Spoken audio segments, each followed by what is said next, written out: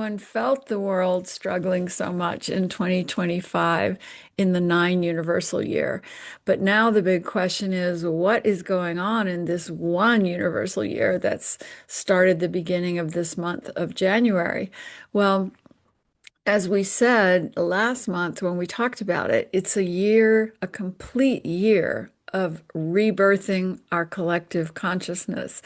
And the more I've thought about it, what it feels to me, the nine universal year was a lot of letting go, a lot of surrendering, not having things go the way we wanted them to. Death, release, surrender, culmination. Those are the energies of last year, of the nine. But now we're in the one. There is no birth without toil. There is no rebirth without pain. And that rebirth metaphor, when we look at the pain and struggle of birth, I've often felt that it's a more challenging process than the process of dying, of death. Last year, the nine, the letting go. Here's why. Because when a soul is leaving the body, even if the body is still in a crisis or looks like it's going through terrible suffering, we now know that the soul has already lifted out of that body. My father came to me when his body was in a hospital room and they were doing CPR on him because he'd had a heart attack. And meanwhile, he was standing in front of me in spirit, happy and healthy and telling me he was okay.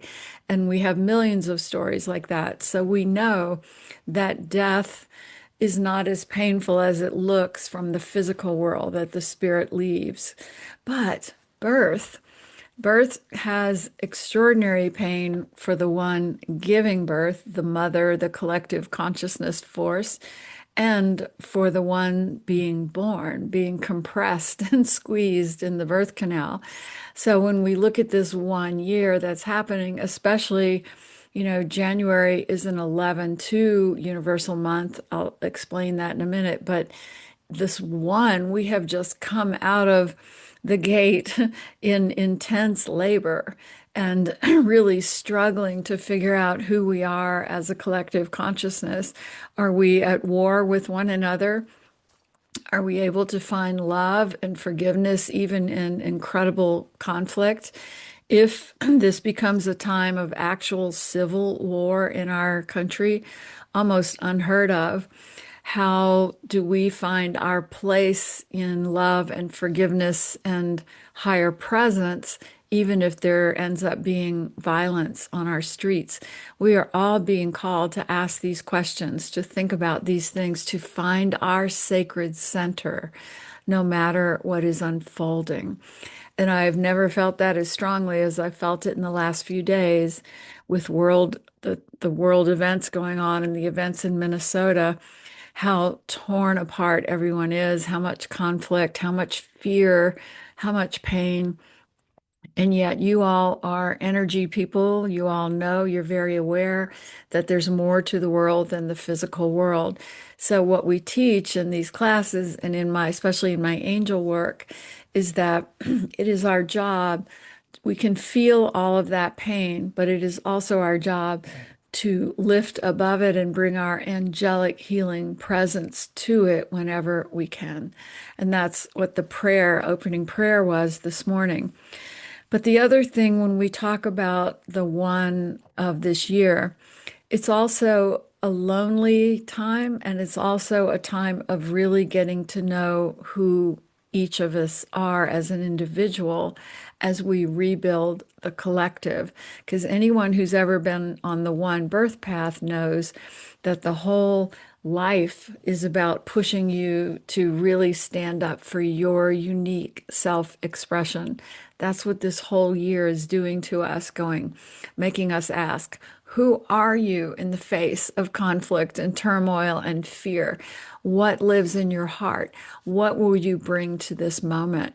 And when we can answer that with clarity and live true to it, then we're really in alignment with the one of this year.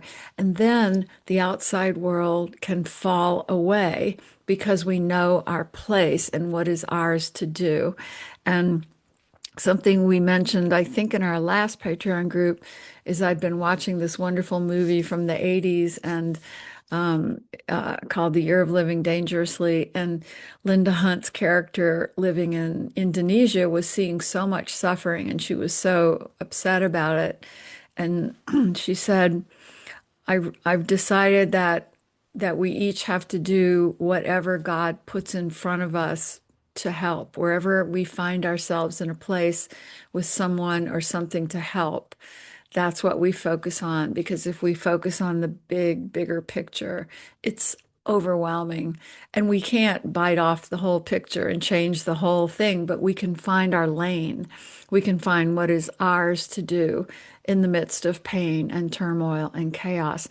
And that is a very important point because this year is going to have a wild roller coaster energy to it. And that's simply the energy of the numerology as well as the astrology. I've had several astrologers tell me that the planets and their locations are the exact same configuration as we had in 1861, the Civil War, and in 1931, World War II.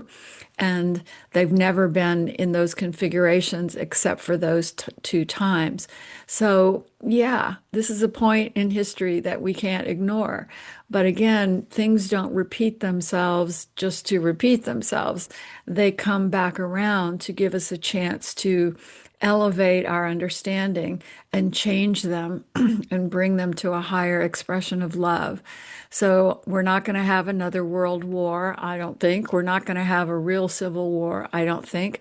But I think we're all being called to learn a different way of being together in this physical world and working more from the heart and the soul. Hold on. Now, when we look at the 11-2 influence of January, because 2026 is a 10 year, it digits to a 10, which digits to a 1. And if you add that 10 to the 1, I mean, if you add that 10 to the 1 of January, you get the 11. So it is actually an 11/2 month in January right now, the one we're in. And so you might ask, how could it be such a crazy month if it's under the vibration of the 11/2? Well, here's how, because 11 is that pure portal to the divine. It's a portal that goes both ways. So we are sending our prayers, our consciousness, our desires upwards to the higher beings, the higher realms, and the higher realms are sending down their desires for us to love one another, for us to behave like we remember that we're souls on a journey, not just humans. So there's a lot of energy going up and down that conduit this month and a lot of challenges put in front of us. And when you look at the 11, it's always about relationships, sacred connection. And I also believe it's about our sacred connection between our human self and our divine self. So in this month, we've been called to say, well, I've got to develop a better relationship with my own higher soul because I'm just looking at the world and getting upset or afraid. So I really need to go inward and do my prayer, my meditation, and get more in alignment with my own higher soul. That's a perfect expression of the 11 and what it calls us to do. The other thing is the 2 that it vibrates down to, digits down to, is you and me. It's one-on-one people. And isn't that what this is all about? This is about relationships. This is about violence between people. This is about people being hurt, people being aggressive in relationship. And that's really important because we've never been good with relationships on this earth world. And so now in this January month, we're really seeing what happens when we don't bring love to the conflict, when we don't, you know, all the great teachers in our history, including Martin Luther King, always said that love is the only way you win any conflict. And that's the opposite of what the human mind wants to tell us. So we're figuring that out, aren't we? Then the other thing is February is a 3 month. And 3 when you first learn about it and lean into it, it's a number of creativity, of self-expression, of communication. All of those feel kind of fun and light. But the three also calls us to get out of our head, our brilliant ideas, our brilliant creativity, and get into our heart. So that means that in February, what we're doing is we've all been upset by the events of January. Now, in February, we start talking, communicating, laying out plans, perhaps, a lot of words get exchanged. And we want to be cautioned that it's not just words on the table with no heart. Whether you're trying to talk to your family or you're talking to your boss or you're talking to the politicians, it can't be words with no heart. The three calls us to express from our deepest soul as well as our most creative and unique self. And I have this little prayer for the 3 month of February for us to remember as we move into that month. In this sacred month of the three, I open my heart to loving self-expression. I release all fear that comes from the human mind. I allow divine inspiration to move through me and show me my unique place in the world where I can help, where I can heal, where I can hold the pain and lift it into the divine. I speak my truth with love. I create with the angels beside me, and so it is. And that can be our prayer to help us navigate the 3 of February. Now, I think on that note, I will stop talking and ask you all for your questions, your comments, and what you would like to talk about. And if you have questions about your own path or about these numbers we've just talked about, it's all fine. So don't forget to unmute.